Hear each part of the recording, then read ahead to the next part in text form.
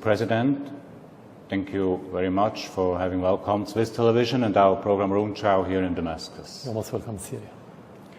First, please allow me to clarify one thing. May I ask you every question? Every question without exception.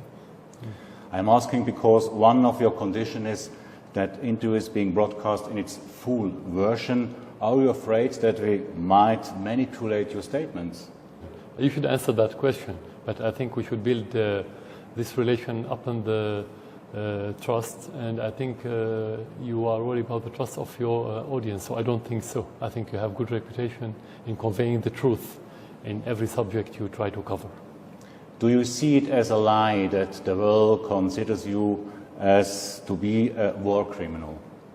That depends on what the reference in defining that word. Is it the international law, or is it the Western agenda, or the Western political mood, let's say, that's been defined by vested interest politicians in the West?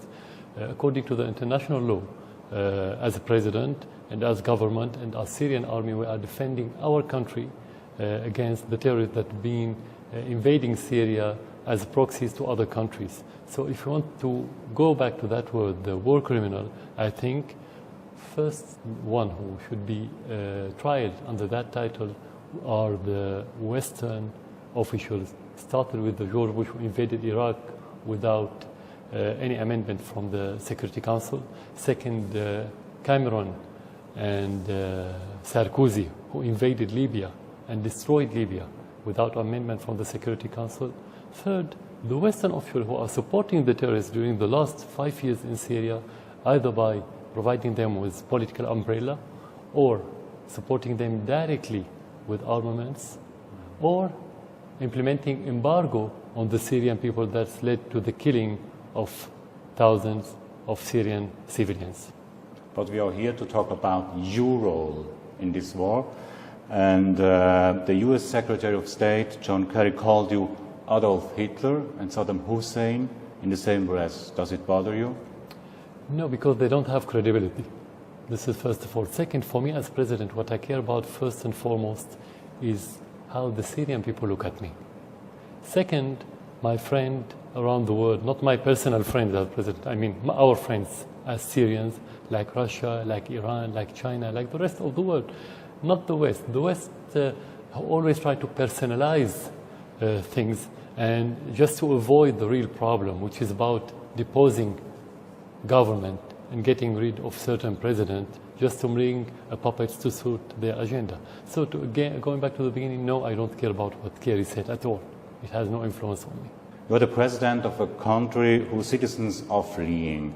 Half of your fellow citizens. The people are not only fleeing because of the terrorists of ISIS or the rebels, but also because of you. What do you mean by me? I'm not asking people to leave Syria. I'm not attacking people. I'm defending the people. Actually, the people leaving Syria for two reasons. The first reason is the action of the terrorists, direct action in killing the people. The second one, the action of the terrorists in order to paralyze the life in Syria, attacking schools, destroying infrastructure in every sector.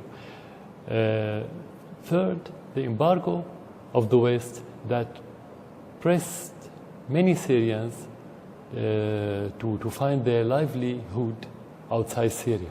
These are the main reasons. If you can see that the second factor and the third factor are related, I mean the role of the terrorists in the West in undermining and hurting the livelihoods of the Syrian is one, and let's say is commonality between the terrorists and Europe.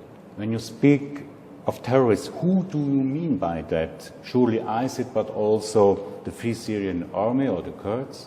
What I mean is like what you mean as a Swiss citizen. If you have anyone who carry machine guns or armaments and killing people under any titles and committed vandalism, destroying public or private properties, this is terrorist. Anyone who adopt political way in order to make any change he wants, this is not a terrorist. You can call him opposition, but you cannot call somebody who is killing people or holding armaments, you cannot call him opposition in your country in my country as well. But you don't have any free opposition in your country? Of course you have. Of course you have. You have real opposition. You have people who live in Syria, who their grassroots are the Syrian people.